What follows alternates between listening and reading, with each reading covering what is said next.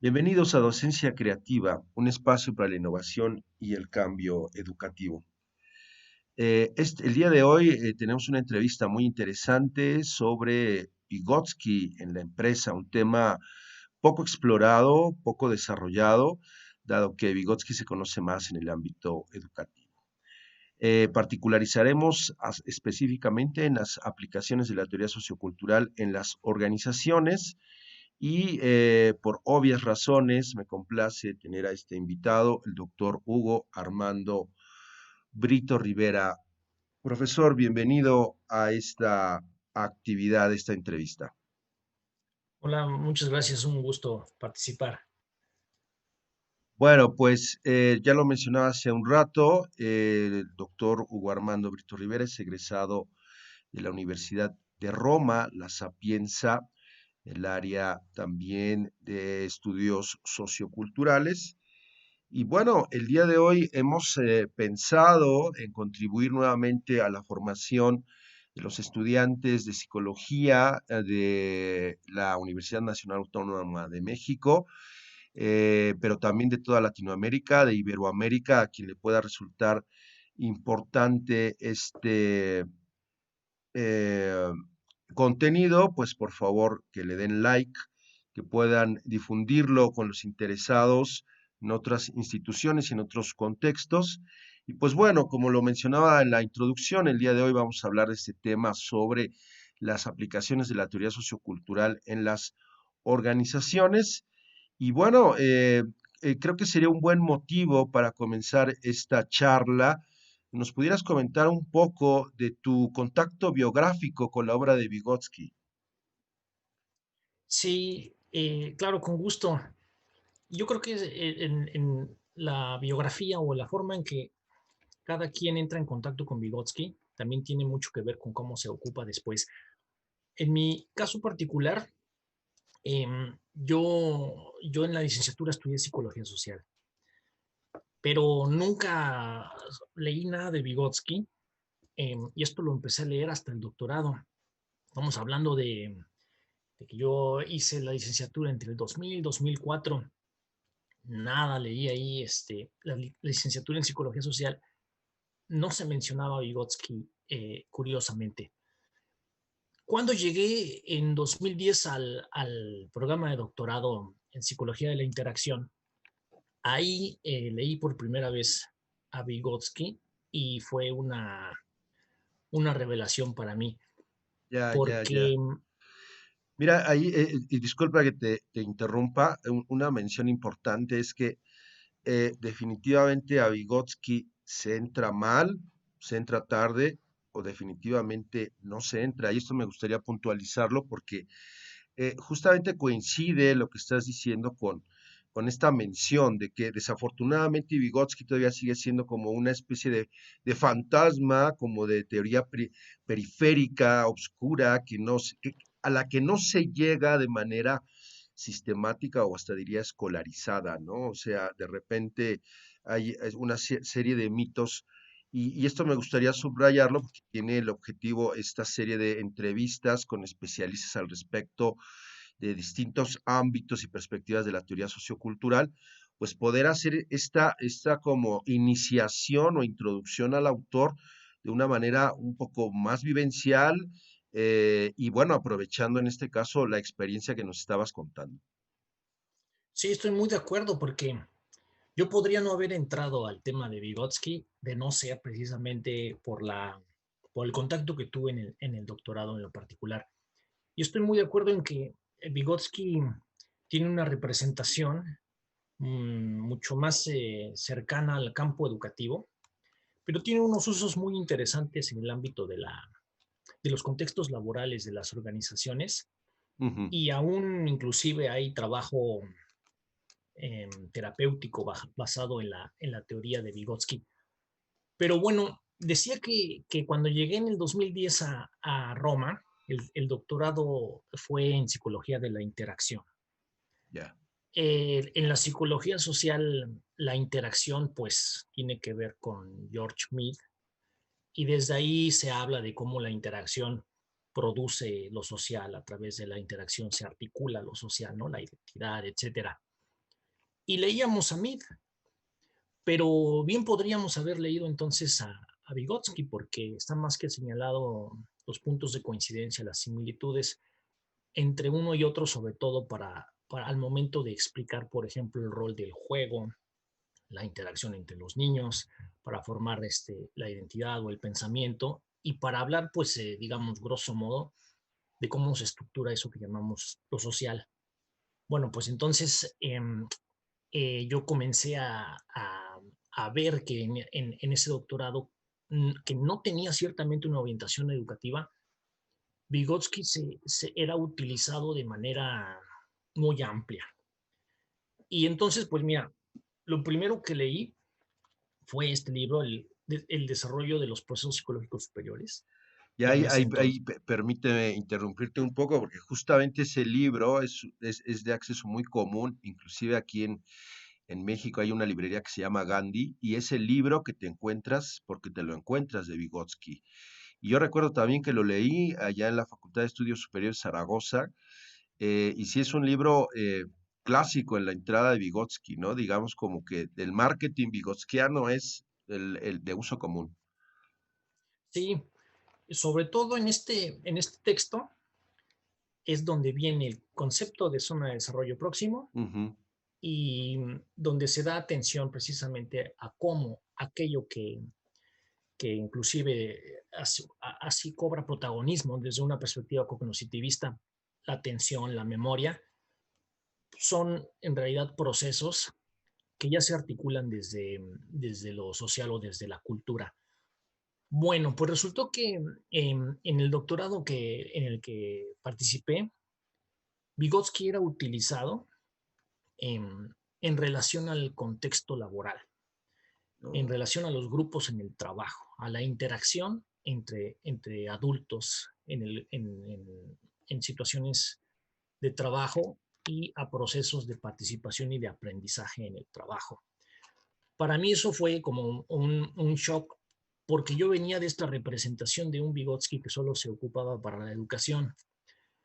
Entonces, pues empecé a, a, pues a esforzarme en comprender en qué iba este asunto. Y el segundo texto que yo leí es precisamente un texto que bien recupera el título de esta charla que estamos teniendo, que es Vygotsky en la empresa.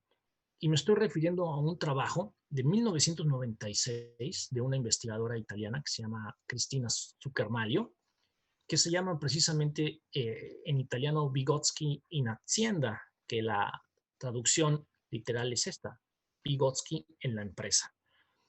Y visto de este modo, pues el título puede sonar, eh, digamos, como instrumental, ¿no? Se trata de reducir a Vygotsky ujú. a algo simple o fácil o mercadotécnico, etcétera. Pero la idea de este libro es en realidad todo lo contrario y es muy sencilla, que es estudiar los procesos de aprendizaje y de comunicación en los contextos laborales, teniendo Ujú. como punto de partida la cultura, la historia de las organizaciones y considerar a las organizaciones como sistemas de actividad. Y Ok. esto me trae al tercer libro que definiría esta relación con Vygotsky, que es el de aprendizaje por expansión de Julio Engström, Ya, ya, en donde, permíteme hacer una acotación, porque ya que nos ofreces este panorama de estos tres libros que ya van definiendo tu trayectoria en la entrada a este Vygotsky multifacético, porque como bien decías al principio, en la teoría vygotskiana, primero hay que recordar lo que es una teoría general. Inclusive él propuso en su momento que él estaba construyendo la psicología, es decir, otro sistema epistemológicamente, filosóficamente, metodológicamente muy particular a toda la psicología que se estaba desarrollando en su momento, sobre todo la reflexología, y también en ese momento estaban los inicios de la teoría sistémica, y además del psicoanálisis, por ejemplo. Entonces él aborda esta idea de desarrollar un sistema psicológico general, o sea, no tenía él nunca como foco a hacer una teoría de psicología de la educación, por ejemplo. Y en ese sentido es muy fácilmente confundir esta teoría sociocultural con un enfoque exclusivamente educativo. Y lo cierto es que no lo es. Y ya lo vas mencionando en este itinerario personal que hiciste para encontrarte con Vygotsky. Y esto lo matizo y disculpa la interrupción, porque creo que es importante que el público, sobre todo los estudiantes de psicología, se descentren de esta idea de que Vygotsky es solamente para el ámbito educativo, como tú ya bien lo mencionabas, también en el ámbito psicoterapéutico. Hay aplicaciones, no son muchas, pero sí existen. Y en este caso, ya nos estás mencionando este libro de aprendizaje por expansión de Engelstrom, que además es un libro importantísimo, también desde mi muy particular punto de vista, poco conocido en el ambiente latinoamericano académico, hasta cierto punto muy mal interpretado y hasta utilizado. Pero bueno, digamos que esa es la idea de poder recuperar en esta entrevista esa experiencia personal en cómo entraste a Vygotsky y qué es lo que te vas encontrando en el camino. Pues sí, lo que me voy encontrando en el camino es que precisamente esta, digamos, representación o usos de Vygotsky en lo educativo, pues era como un campo natural, porque Vygotsky habla del desarrollo y el aprendizaje en los niños y lo observa ahí. Entonces, precisamente en este libro del desarrollo de los procesos psicológicos superiores, ahí naturalmente se ocupa del tema, ¿no? De la relación entre desarrollo y aprendizaje. Entonces, era como, digamos que como lógico, ¿no? Pensar que su primer campo de aplicación tuviera lugar en el terreno de lo educativo, de lo educacional, ¿no? Em, pero conforme la teoría de Vygotsky se desarrolla, pues pensemos, por ejemplo, en el concepto de artefacto, ¿no? La cuestión de la mediación, pues resultará que el trabajo como actividad humana es una situación en la que nos encontramos intensamente mediando nuestra actividad con conceptos o con artefactos, ¿no? Y que el triángulo inicial de Vygotsky de la mediación por signos o artefactos, bien podía ser expandido para hablar entonces de un sistema de actividad complejo, que es, digamos, ya la evolución de la tercera generación, así la denomina Engstrom, de la teoría de la actividad. Entonces, de la actividad ya hablaba Vygotsky originalmente, estaba planteado el triángulo de la mediación, luego vienen los trabajos de Leontiev, con, también con unidad de análisis, digamos, son ya estos sistemas de actividad, y luego propiamente la perspectiva del aprendizaje por expansión. Lo que interesa al respecto es que los grupos en el trabajo eh, se enfrentan, digamos, todo el tiempo a resolver problemas colectivamente o en la interacción o desde la interacción. Y para ello activan procesos de mediación de artefactos o de tecnologías, representan prácticas situadas de trabajo y de comunicación y ponen en acto varios de los principios que Vygotsky ya había señalado. Los grupos en el trabajo tienen, por ejemplo, si pensamos en la cuestión de las competencias, un cierto estado de desarrollo. Y luego tienen zonas de desarrollo próximo. Cuando un grupo en el trabajo se enfrenta a la resolución de un problema, pues está poniendo en juego sus capacidades colectivas de resolver la actividad. Ujú, Está poniendo en juego esta capacidad de hacerse cargo de la actividad ujú. históricamente construida para, para pues mejorarla o bueno, que esta es una de las cuestiones en las que a Vygotsky se le empieza a vincular desde este campo. Bueno, pues entonces, regresando a mi situación biográfica, yo Claro. empecé a leer a Vygotsky, empecé a darle sentido, ¿no? A interiorizar a Vygotsky en lo personal y empezar a ver cómo se ocupaba, ¿no? Cómo se ocupaba a este pensador en otros terrenos. Otro texto que me parece importante, que es una pieza clave de esto que empieza a constituirse como estudios neovigotskianos, porque de Vygotsky también cabe mencionar que ya tiene bastante tiempo, no podemos hablar de que sea un periodo de tiempo corto, ¿no? Vygotsky ya estaría cumpliendo el primer siglo de Ujú. desarrollo de sus primeras obras, está por cumplirlo. Entonces, pues es otro texto importante. Cabe mencionar que también se basa en esta idea de la zona de desarrollo próximo, pues ese del aprendizaje situado de Jean Leib y de Tim Wenger, ¿no? En donde se recuperan también esta idea de lo colectivo, de la comunidad, de la participación, de la mediación, de la construcción de significados, de la identidad, pues se va articulando todo lo que estaba presente en la primera obra digamos, en las obras de Vygotsky originalmente, y que poco a poco los estudiosos van calibrando hacia el terreno de la actividad humana ahí donde ésta se presente.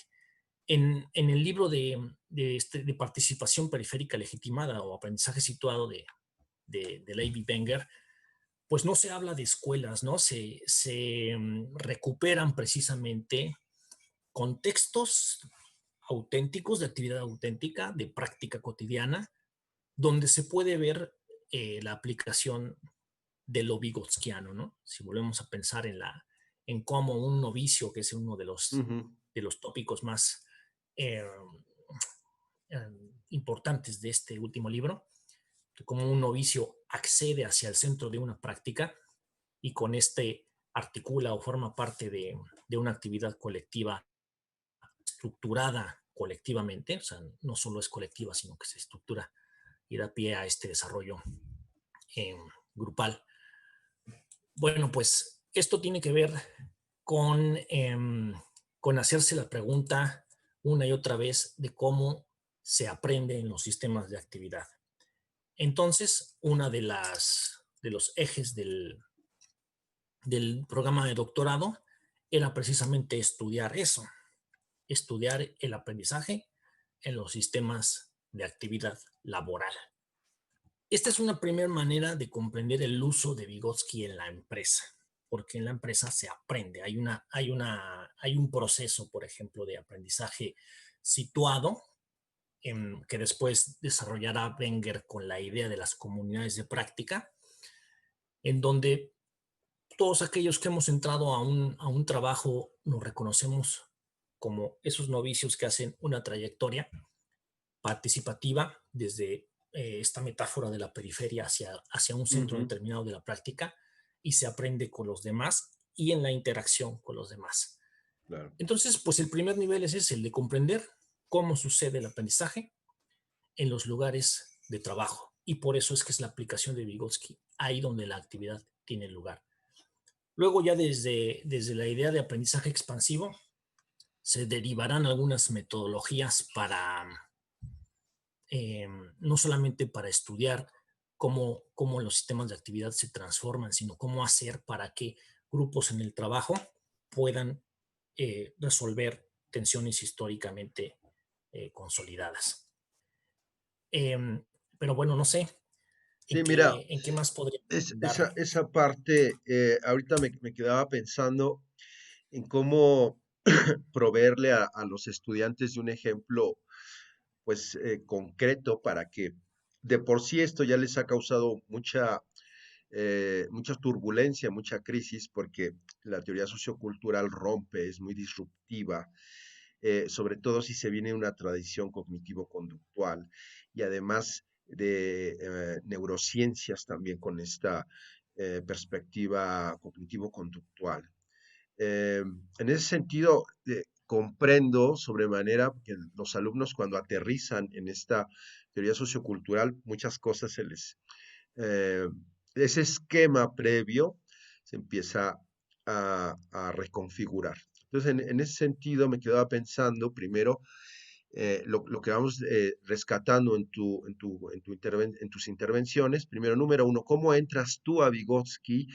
Eh, Porque además tú estudiaste psicología social en la UAM Iztapalapa, y ese es un dato también muy importante, inclusive autobiográfico. Ah, porque entras a psicología social y vas encontrando estos libros. Yo me imagino, bueno, obviamente lo sé, que fue por accidente, bueno, más bien por tus motivaciones personales, más que un profesor te los presentara y te dijera, mira, aquí están estos libros, ¿no? Al principio como que te fuiste encontrando cosas, las fuiste interpretando, las fuiste acomodando a tus necesidades de aprendizaje y de ahí entras a este Vygotsky más desde el punto de vista de la actividad, porque también ya lo hablábamos con el doctor Efraín Aguilar y con el doctor David Subero en otras entrevistas, sus propias experiencias de cómo entran a Vygotsky y en este caso es muy curioso cómo accedes a este concepto de la actividad, cómo se hace esa matización entre lo educativo y lo organizacional, que es importantísimo y que además yo diría que es una beta enorme para poder seguir trabajando y impulsando, motivando a los futuros profesionales de la psicología a seguir encontrando estos sentidos dentro del ámbito de la psicología organizacional, que ciertamente todavía no son tan visibles como en el ámbito de la psicología de la educación. Pero bueno, tanta vuelta era para proponer este ejemplo. Siempre que veo la construcción de una casa, eh, pues está el maestro albañil, están los trabajadores, están los chalanes, ¿no? Y bueno, efectivamente uno se pone a preguntar si eh, para ser maestro albañil se necesita ir a la escuela, por ejemplo, o si se necesita tener un título, un certificado para ser maestro albañil. Y básicamente la respuesta es que no. O sea, más bien para que tú contrates a trabajadores que te van a ayudar a hacer tu casa, pues estás confiando en su experiencia, pero finalmente ahí hay un aprendizaje que ellos aplican y además con un alto grado de experticia y que no pones en tela de juicio. Más bien creo que el criterio más común para contratar a trabajadores de la construcción pues es el costo, más que dudar de la experiencia, ¿no? Es decir, cuando el maestro albañil ya se presenta ante ti, tú ya das por hecho que tiene un grado de experticia importante, no lo estás cuestionando, no le estás pidiendo, a ver, muéstrame su título de postdoctorado, de doctorado de tal y tal escuela de la construcción, ¿no? Y creo que en ese sentido tal vez pudieras abordarnos algunos ejemplos en torno a este motivo que estoy proponiéndote para que quede más claro cómo es que se llega a ser un experto en un ámbito y que no necesariamente implica el aprendizaje formal de una institución educativa. Sí, con mucho gusto. Creo que el ejemplo de los albañiles es muy, muy útil, puede dar mucha luz al respecto. Porque además, ahora que mencionabas el caso de los alumnos, yo reconozco ampliamente que a mí me costó mucho trabajo entender, bueno, me sigue costando trabajo entender a Vygotsky en su profundidad y a la teoría de la actividad también. No creo que sea algo fácil, sobre todo por lo que dices, ¿no? Porque tenemos un aprendizaje epistémico digamos, dominante sobre ciertas ideas de lo que es el aprendizaje, lo que es el desarrollo. Y Vygotsky implica comprender otra forma de pensar los mismos procesos Ujú, y de ubicarlos con atino en la vida cotidiana. En el caso de los albañiles, pues podemos empezar diciendo que eh, ellos están inmersos en sistemas de actividad situados, ujú. para Así empezar. es, para empezar. Entonces, son una colectividad, son un grupo, ahí hay identidad, ahí hay proceso de aprendizaje. ¿Dónde está el proceso de aprendizaje? Un joven, vamos a pensarlo así, que recién entra a un grupo de albañiles, ¿por dónde empieza? ¿O por dónde comienza? Y uno tendría que decir, pues comienza necesariamente sabiendo algunas cosas y desconociendo muchas otras que va a aprender en el transcurso de sumergirse en la práctica, de observar a los demás, de tener un horizonte de observación de lo que significa la experticia. Entonces, ahí se empieza a activar para empezar la interacción, las Ujú, prácticas de comunicación, se empieza a activar un proceso de identidad y se empieza a activar un intercambio, pues sumamente cualitativo, en donde el aprendiz va a empezar a hacerse de los procedimientos y de las metodologías que organizan la actividad en su conjunto. En este caso, pues la idea de novicio y de experto es muy útil, porque todos somos necesariamente novicios en algún ámbito de actividad colectiva y todos tenemos múltiples zonas de desarrollo próximo. Los albañiles son un sistema de actividad que por decirlo así, que se forma, se capacita y se preserva a sí mismo. Ujú, Y en el caso mexicano, no existe todavía estas intenciones de certificar sus competencias. Ellos tienen un conocimiento tal de lo que significan procedimientos para construir una casa que, bueno, son complejos, no solamente una cuestión de fuerza, y que al final hablan de lo mismo que Vygotsky ya estaba hablando, de la cognición y la práctica, del ámbito que tiene que ver en la relación entre la cognición y la cultura, la ujú, cognición y los artefactos, así es. porque ahí se va desarrollando la profesión a través de la participación en el sistema de actividad. Y eso también explica cómo es posible que en la cultura se preserve y se traspase a los recién llegados esos ámbitos de conocimiento especializados. Ujú, Porque de otra manera tendríamos que ir a la escuela a formarnos en eso.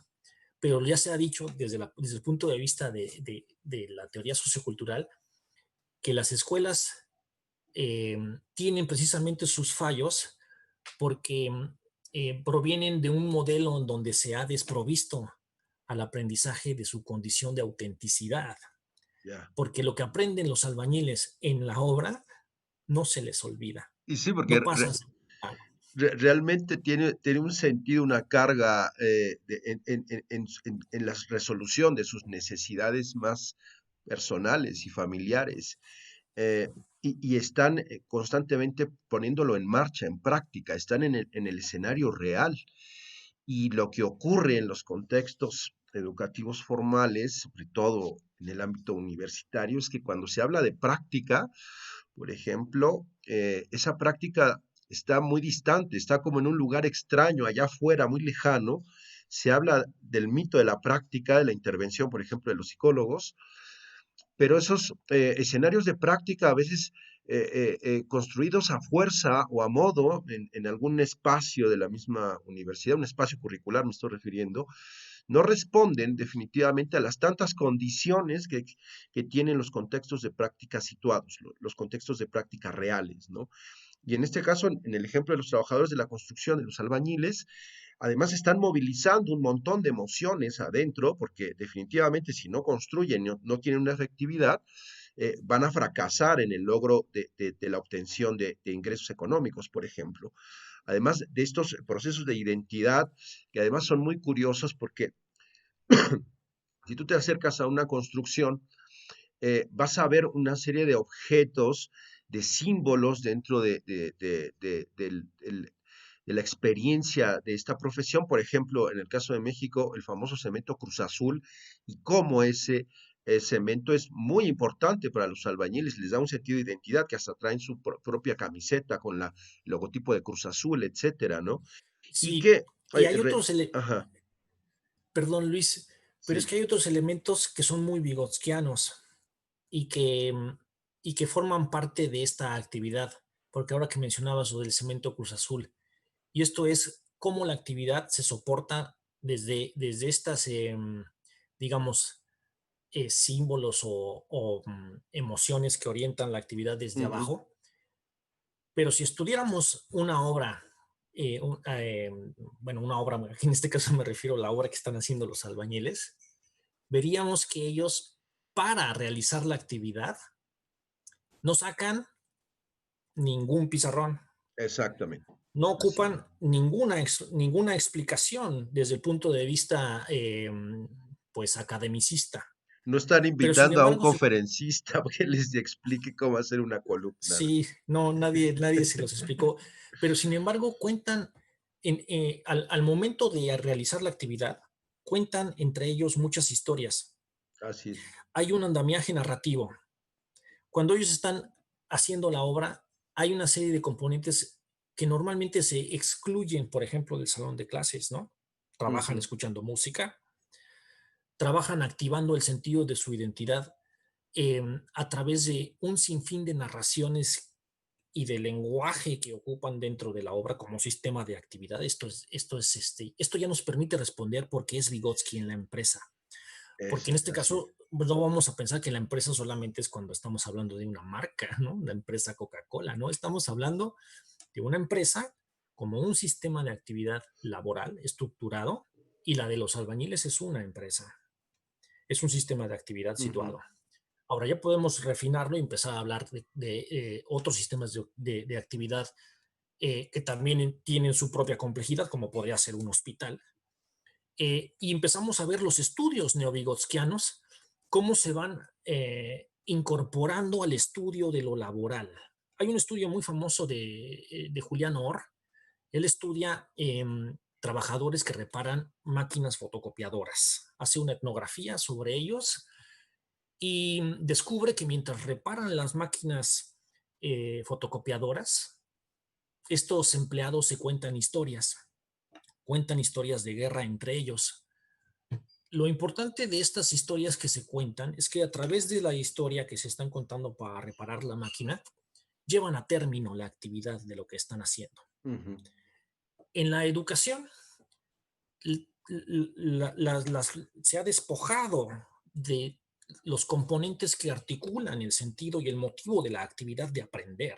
Ujú. De tal manera que cuando entramos a un salón de clase y se pide aprender callado, y se pide aprender sin música, y se pide aprender organizados en filas, en individuos, pues eso al final está siendo un sistema de actividad muy pobre, porque la Ujú. cognición en la práctica admite muchísimas otras cosas. Y para saberlo, existen estos estudios neovigotskianos de la actividad en contexto, porque ahora ya podemos darle la vuelta, ¿no? Los albañiles son un ejemplo de una actividad laboral en contexto, Claro, y claro. hay narrativa, hay historias, hay prácticas discursivas entre Ujú. ellos, pero lo Ujú. importante de esas prácticas discursivas es que a través de la práctica discursiva se va creando el objeto de la construcción, el objeto de la identidad, que mantiene a los aprendices en la tarea de aprender, Ujú. Ujú. y no es la explicación provista de sentidos o Así significados es, así frente a es. un pizarrón. Por Y eso se eso, habla de sistemas de actividad auténticos. y eso que acabas de explicar, esa construcción del objeto de una manera más intensa, cognitiva como emocionalmente, es lo que mantiene la atención del novicio, por ejemplo, ese chico veinteañero que está entrando a la construcción porque, bueno, pues lo mandaron, porque tenía que empezar a ganar dinero, etcétera, y entonces llega desprovisto de todos estos aprendizajes específicos de la profesión, pero una vez que entra al sistema es jalado por todos estos mecanismos que nos estás explicando y que lo mantienen, digamos, eh, eh, eh, lo van jalando hacia el centro, como una especie como de fuerza gravitacional que lo mantiene en el sistema a través de todos estos elementos que nos acabas de explicar y que nos dan como conclusión por qué esta persona, este joven, pues sigue avanzando a lo largo de su vida en esta experiencia de la construcción como albañil y que va a ir adquiriendo una serie de experiencias cada vez más complejas que finalmente eh, eh, ahí encontraríamos la relación con el aprender a aprender, con el famoso discurso de las competencias, que creo que en la educación no se ha podido aterrizar de una manera adecuada, pero y si nos preguntamos por qué, pues ya nos estás dando parte de la respuesta, ¿no?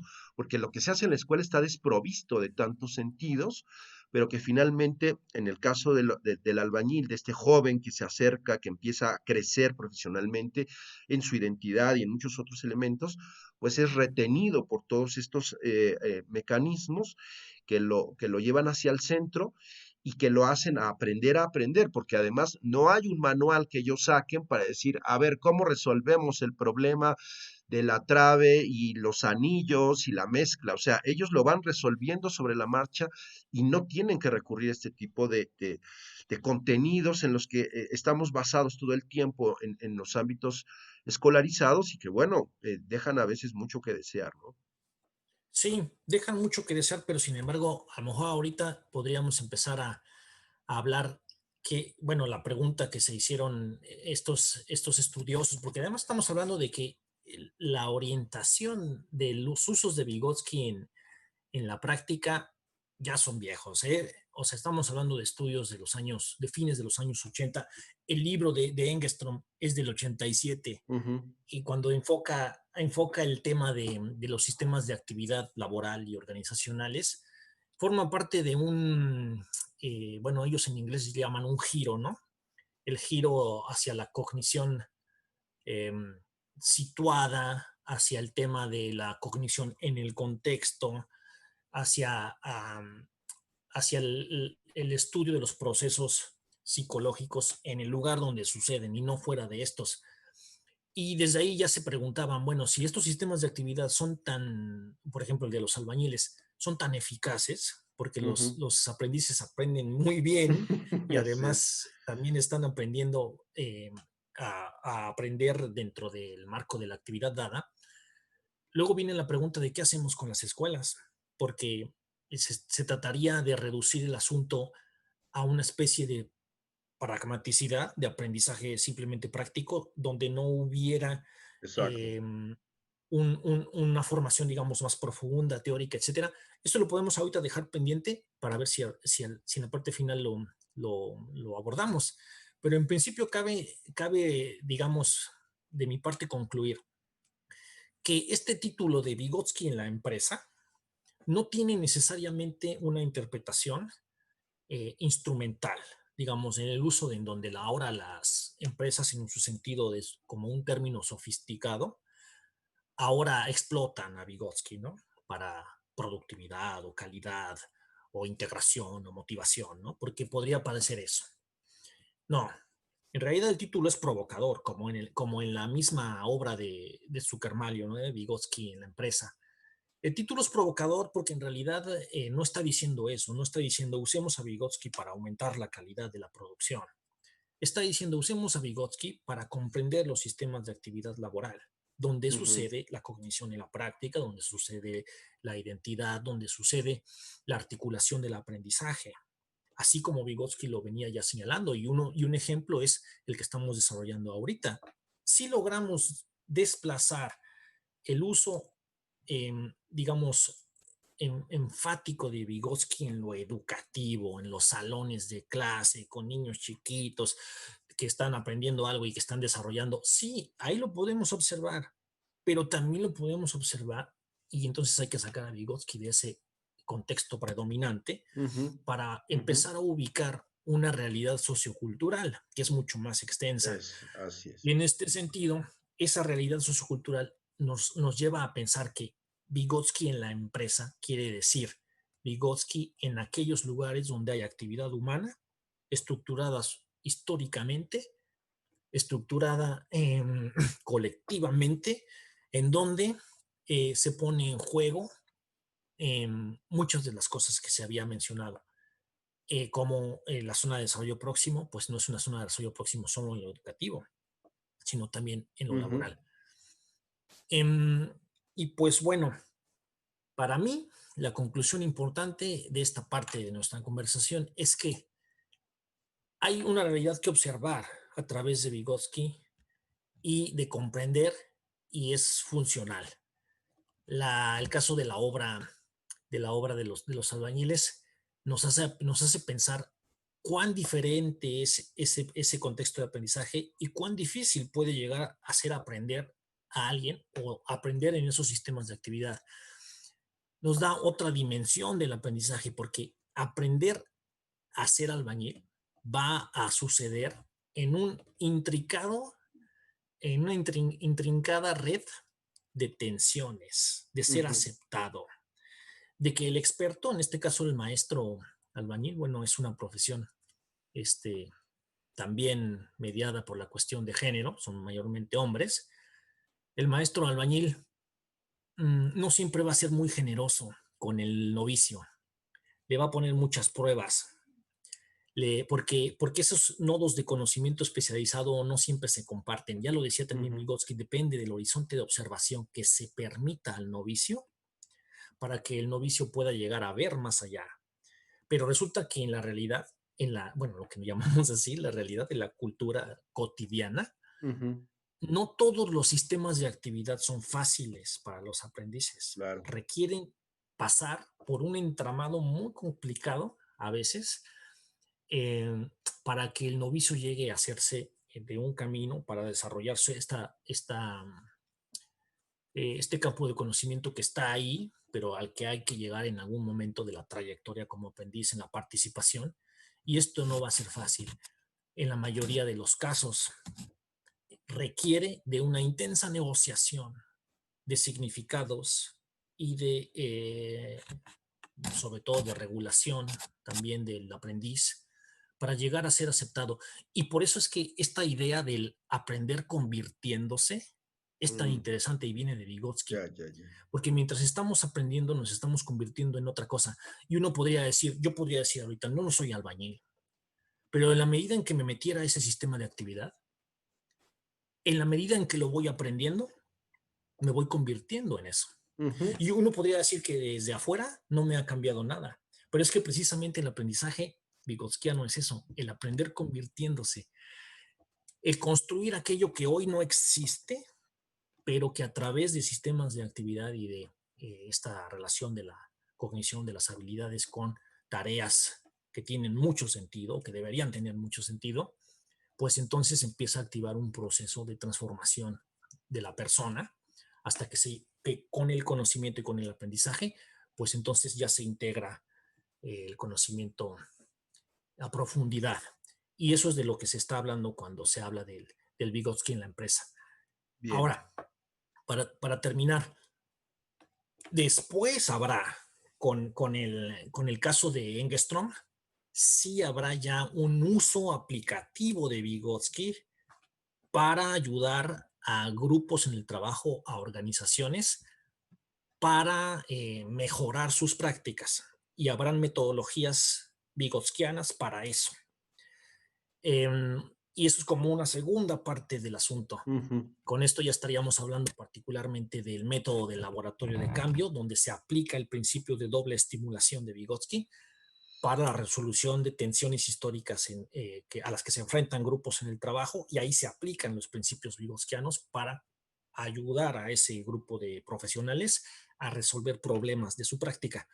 Entonces son estas dos orientaciones que tiene la teoría sociocultural hacia el mundo laboral. Uno, reconocer el aprendizaje en sistemas de actividad situados, donde los principios de ujú. Vygotsky se cumplan. Y dos, pero yo creo que eso ya no entraremos mucho en materia, es la aplicación de los principios vegosquianos para apoyar a los grupos en un andamiaje también para que se desarrollen en su propio trabajo. Ya.